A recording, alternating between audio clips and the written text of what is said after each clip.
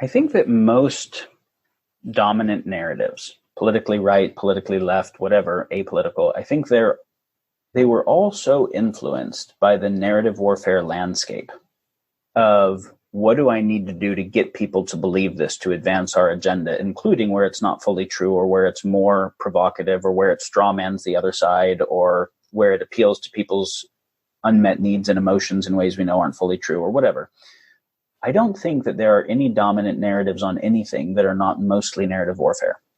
Either side of climate change, either side of capitalism, vaccines, whatever, like I think most of the topics end up having people in institutes that have something to gain from lots of people believing a certain thing, figuring out how to tell compelling versions of that get people to defect on their own sense making to be part of an in-group, arrayed against and held together against an out-group.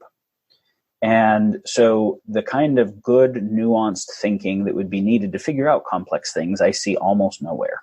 And I think what Jordan was referencing is Game B could very easily be another version of that. So it used to be the Pope, and then it was, a university professor or whatever. Who's the authority that knows what's true and has the monopoly on legitimate authority, who can tell everyone else who's less smart and informed than them what true and right is to be able to control them? Basically, the moment that legitimate authority seems to exist, there is an orientation of anyone who wants power to capture it.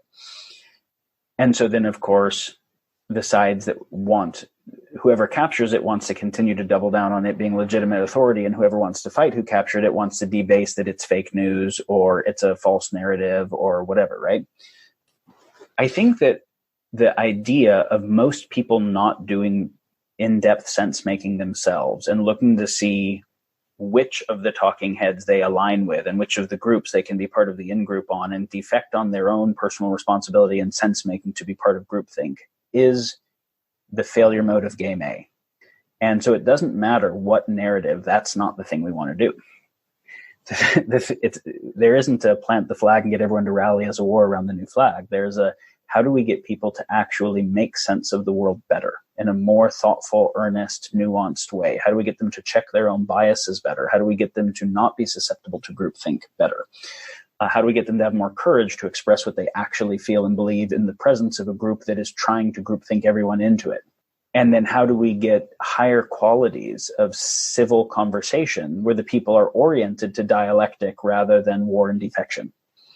I think what we're seeking is how do we have collective intelligence that is really collective intelligence rather than kind of dumb mobs captured by leaders that want to be leaders.